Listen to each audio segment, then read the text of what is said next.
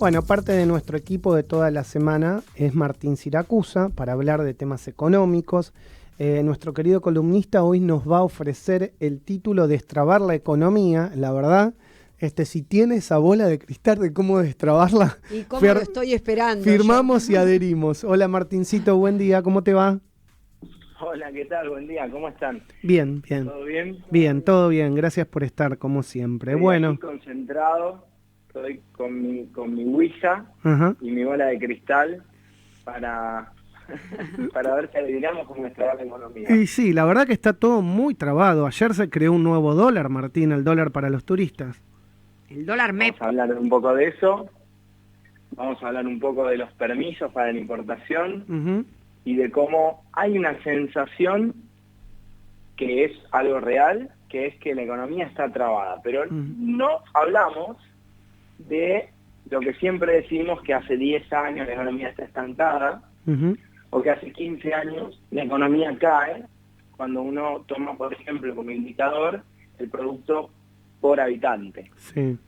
Sino que lo que hay es una traba constante a la producción, y esto es algo que se fue increyendo en el último año. Después de la pandemia fue como paró todo y se volvieron a dar cartas, y esas cartas que se volvieron a repartir se repartieron de una manera muy extraña. En el medio de un país que tiene más de 60.000 regulaciones, de las cuales muchas ni las conocemos.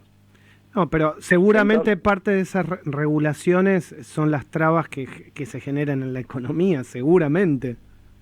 Absolutamente, los permisos, claro, y el desconocimiento de qué hay que hacer cuando haces algo, porque el principio en muchos países vos hacés y después, bueno, respondés al Estado lo que hacés, digamos. Sí. Yo me pongo un negocio y después voy y le muestro al Estado que mi negocio está en regla. Le muestro que tengo bien el balance, que tengo el local con todas las medidas de seguridad, que contraté el profesional que requiere esas medidas y que está todo bien. Y eso lo hago después, pero yo primero hice. Okay. Acá en Argentina primero tenés que pedir permiso, esos permisos son burocráticos y esos frenan constantemente las cosas. Hay dos ejemplos que yo creo que me pasaron en esta semana, con dos reuniones, una con empresarios del agro y una con empresarios de distintos laboratorios. En términos de agro, me contaban que hay empresas que tienen trabada la posibilidad de comprar maquinaria agrícola porque las empresas de maquinaria agrícola necesitan algunos repuestos que son importados. Claro. Por ejemplo, los caños, que hay distintos tipos de medidas, de aceros, que hay muchos que no se fabrican acá. Cuando no se logra fabricar acá, entonces tenés parada una máquina, un tractor.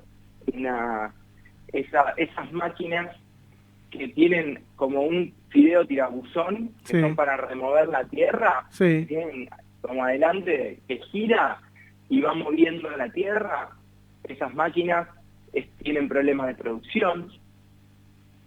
Y el segundo ejemplo, que creo más crítico, porque el campo es muy importante porque prácticamente la Argentina vive del campo, pero el otro ejemplo que es más crítico tiene que ver con los medicamentos. Todos los medicamentos tienen algún componente importado, todos. Y hasta hace unos meses la industria farmacéutica o médica tenía una agilidad para generar importaciones. Eso se cortó en el último tiempo. El gobierno adoptó una política de nadie importa, tiene que esperar 6 meses para poder importar. E imagínate que a una cadena decirle, mandame la mercadería y yo te pago los 180 días, es muy difícil. Solamente lo puede hacer una empresa grande que tiene una casa matriz que se va a hacer responsable y hasta cierto punto. Entonces muchos medicamentos que faltan por pequeñas cositas como el aluminio que se usa para el paquete.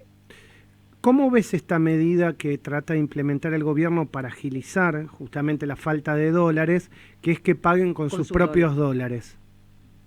Bueno, el gobierno hasta acá venía teniendo una política con el dólar soja, que el Banco Central lo que estaba haciendo era vender dólares a los importadores a un precio barato, que era el oficial. Claro, después no se los vendía después lo cortó eso, con los permisos de 180 días. Pero venía vendiendo, de hecho casi no recaudó nada el Banco Central en este año, ¿no?, de dólares, y los vendía comprando más caros a los exportadores de soja. Entonces, en el medio, esa diferencia que tiene que pagar en pesos, la emitía, lo cual es un problema inflacionario futuro. El nuevo dólar, este nuevo dólar que lo que hace es decir, bueno, si vos tenés los dólares, podés traerlos del exterior, convertirlos vendérselos exportar los dólares, digamos, usarlos para importar, pero para eso vos te vas a quedar sin dólares. Exacto. Y bueno, y esa estrategia en una economía inflacionaria es dudoso qué nivel puede llegar a tener, especialmente por más que tenga este blanqueo, porque la decisión financiera más inteligente, la verdad, hoy no es deshacerte de los dólares que tenés, y menos si esos dólares los tenés puestos afuera. Sí, claro. Sí, claro. Bueno, ese es el incentivo que no está claro. Pasarían a importar. El otro problema es que pasarían las importaciones a moverse con doble tipo de cambio. Para algunos, el tipo de cambio oficial, esos algunos generalmente son amigos del poder, y para otros, un tipo de cambio contado con liquidación, que es un dólar de mercado, que lo que genera es una transmisión a los precios. Recordemos que el 70% de las importaciones son insumos que van a la industria nacional. Claro. Es decir, que todo ese aumento pasa a los precios después. Martín, viste que de alguna manera, digamos, el gobierno está realizando una devaluación del dólar oficial mucho más cercana al contexto inflacionario que a lo que venía siendo, que eran 25 centavos por día hasta hace un tiempo atrás. Mi pregunta es, ¿vos crees que el gobierno está tratando de achicar la brecha para de alguna manera unificar el tipo de cambio en algún momento, o en realidad esto se lo está imponiendo la realidad y no piensa todavía ni hablar de sacar el cepo o de alguna manera unificar el tipo de cambio? Yo creo que es lo más parecido a lo segundo que vos planteás. Cuando vos mantenés una política en donde atrasás las cosas, atrasás las tarifas, atrasás los aumentos del tipo de cambio, y no parás el problema que hace que todo eso aumente, que es la inflación, claro, que generás con emisión de dinero, de pesos. Cuando vos no haces nada para frenar ese déficit fiscal que tenés que emitir pesos, y tenés brechas, en algún momento la realidad te obliga a que para resolver los problemas empieces a cortar esas brechas. claro. Josefina, el dólar oficial no existe. Claro. Ok, claro. No existe para nadie. El dólar oficial no existe. Para los mortales no existe. No, la verdad es que nadie paga el dólar oficial, solamente el funcionario cuando se va de viaje, claro, con viáticos. Claro. Bueno, Martín, ¿qué tal? ¿Cómo estás, Josefina? Hola, José, ¿cómo estás? Bien, corazón. De alguna manera, no sé si ayer estuviste escuchando la fuerte crítica de Rubinstein a la gestión económica del kirchnerismo. Cuando hace la presentación del presupuesto dice que mientras haya inflación vamos a tener este tema de suba de precios. Claro. Y fíjate vos lo que ocurre. Después de que pasa esto, a la noche nos despertamos hoy con un 6% más en el precio de la nafta. O sea, tenés que van a subir las tarifas, que que aumentaron la nafta. ¿Cómo le podés pedir a los empresarios que bajen los precios o que sostengan los precios? Bueno, pero ojo, en alusión a lo que dice el gobierno, dice la inflación supuestamente en alimentos superó el 100%, pero los precios, digamos, de aumento de las naftas no fueron más del 60 y las paritarias no fueron más del 60 en muchos gremios. Sí, entonces, ¿cuál es la causal de la inflación? Pero perdón, Maxi, esto, perdón, es que estamos en Estamos debatiendo entre los tres, pero Martín. No, me encanta, yo escucho atentamente. Pero nos interesa porque vos nos podés decir van bien o van mal, ¿viste? Tu palabra para nosotros vale mucho, entonces es un momento bueno. Qué divina, gracias. Es un momento, Martín, te digo sinceramente que me parece que es importante que aclaremos un poquito esto, porque a mí me entra de alguna manera a veces dudas. Por ejemplo, te cuento, lo que dice Maxi, es cierto, el gobierno te viene diciendo, las paritarias vienen superando el valor, digamos, que tienen los trabajadores en relación a su sueldo, supera la inflación, sí, por un lado, ¿no es cierto? Y por el otro lado te dicen, pero bueno, para acomodar el salario tenemos que dar un bono a fin de año. Entonces, ¿cómo se entiende esto, Martín? Ayúdame, porque es lo mismo que el tema de los precios. Bueno, se entiende porque las economías desarrolladas no están indexadas. Uh-huh. El secreto de no tener inflación es no tener economías indexadas. Y el problema, una vez que vos indexaste la economía, ¿qué significa indexar la economía? Pues no hablo en japonés. Uh-huh. Significa que vos tenés mecanismos a los cuales nosotros en Argentina los vemos como normales, que en el mundo no existen. Uh-huh. Que es, suben los precios un 5%, tiene que subir los salarios un 5%. Claro. Hay inflación de un 10%, bueno, hay que subir la nafta, el costo de los servicios, los contratos de alquiler.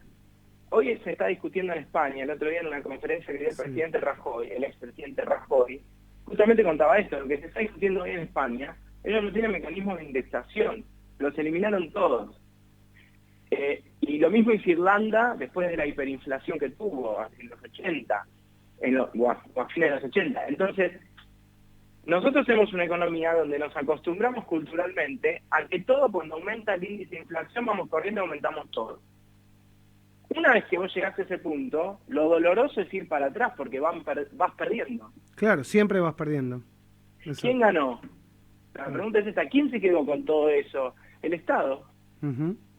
Eso se lo quedó el Estado, porque el Estado emitió la plata, gastó primero, adquirió lo que quería adquirir con eso, que pueden ser bienes o pueden ser sueldos, y después nos cobró a todos con este ajuste, uh-huh, que no es un ajuste de presupuesto, que es lo que el gobierno tendrá que hacer para dejar de generar problemas.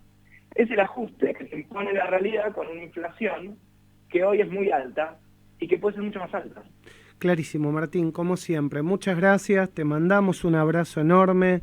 Gracias por estar durante todo este año. Recuerdo, voy a contar una infidencia, cuando empezamos a charlar para que Martín volviera, que estaba en el exterior, para hacer la columna, me dijo, bueno, Maxi, pero por ahí lo hacemos 2 o 3 meses nada más. Y ya llegamos a fin de año, así que Martín... Pero no pasaron todavía, falta un montón. No, que acá tenés varios fans, así que tranquilo. Te vamos a comprometer para el año que viene, ya al aire, bueno. Con mucho gusto, ustedes saben que es un placer. No, y sabes que te queremos mucho. Bueno, te mandamos un abrazo enorme. Un abrazo, Martín. Abrazo. Chau. Bueno, Martín Siracusa, economista.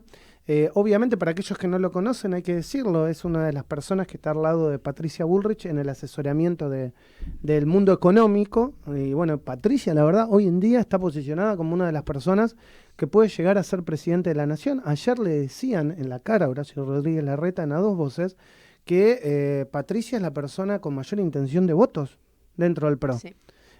Y obviamente esto es algo, no es que yo quiero decir que sea un gurú, pero claramente, José, yo te lo vengo diciendo desde el año pasado. Sí. Vos me has escuchado acá. Sí.